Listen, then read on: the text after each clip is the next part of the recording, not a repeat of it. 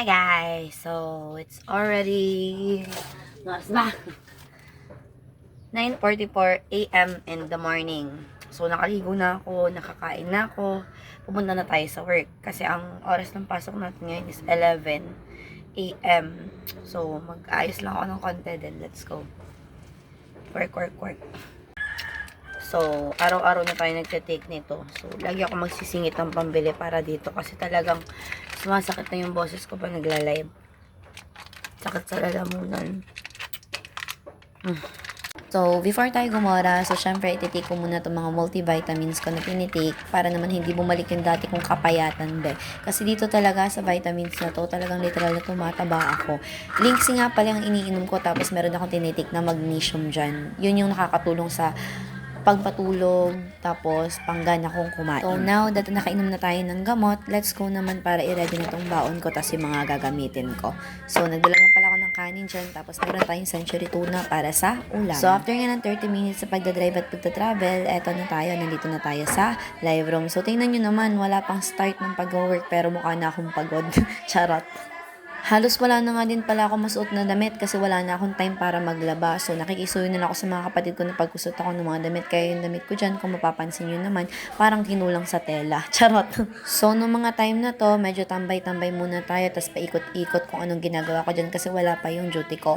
Mamaya papakitaan ko kayo kung paano ako nagla-live or paano tayo umaatake sa pagla-live. Available, comment and check out sa mga nakapag-check out na ha. Sa mga nakapag-check out, sa mga nag-check out at hindi nag-check out dyan, sinasabi ko talaga sa inyo.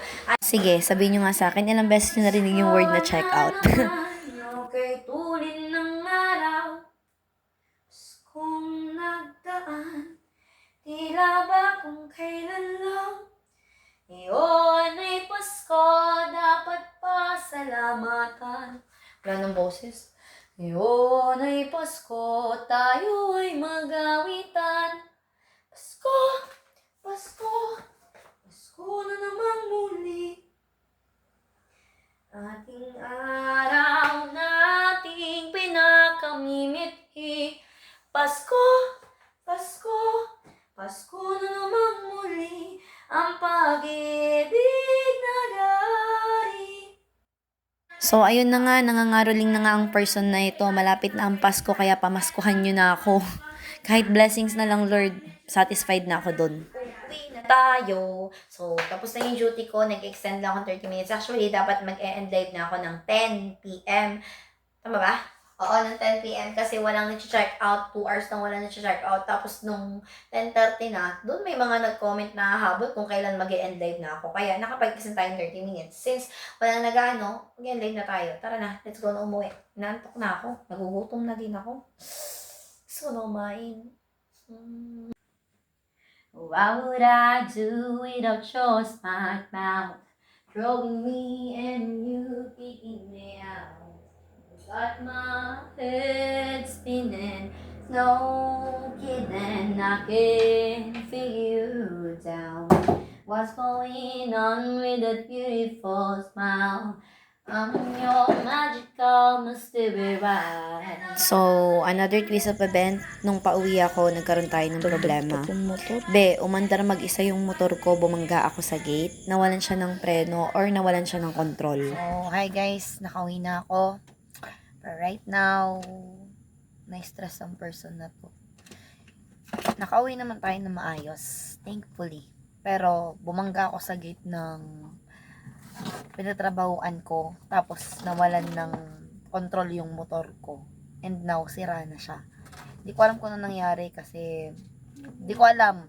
Kasi nung umaga, ginamit ko siya, okay naman. Then, hiniram nung kawork ko. Then, ngayong gabi, ganun na yung nangyari. Alam niyo bang, nagtulak ako ng motor starting dun. Paakyat ng tulay hanggang sa makauwi ng bahay. Kaya I'm so pagod na. Tapos, so stress. Hindi ko na alam kung anong gagawin ko. Baby ko, ayasin mo yung motor ko. Baby ko.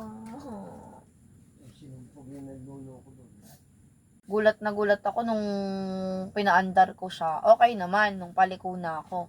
Pero sabi ko nung nandun na ako sa gate, sabi ko bakit Nakawak ko sa preno, iba na yung tunog. Then biglang dumiretso papunta sa... Ano yan? Biglang na pumunta diretso sa... Buti nakasarado pa yung gate, hindi ko pa nabubuksan. Doon ko na napansin na umaandar na siya mag-isa kahit hindi ko inaano yung manibela. Chat ako, sabi ko, hindi naman online si Jobel. Chat ako kay Ate JN, sabi ko baka, if ever magpapahatid ako, sabi niya, hawakan mo lang, kung gumagana yung preno, okay lang yan, maghinay-hinay ka lang. Kaso kahit na nakaano na yung preno, mabilis talaga siya. Umaabot siya ng 80 to 100. Pag hawak ko yung preno, hanggang 60 lang siya. Magkabilaan na yun, ha? Magkabilaan na yun. Ang bilis pa rin. Ano yun? Sobrang. Ibabangga ko talaga. Buti, gumagana yung preno. Siguro, Diyos ko. Sabi ko kay Lord kanina, Lord, pauwiin mo lang ako. Bilis niya. Tulin. Ang hirap pigilin ng preno. Buti nga wala masyadong sasakyan ay.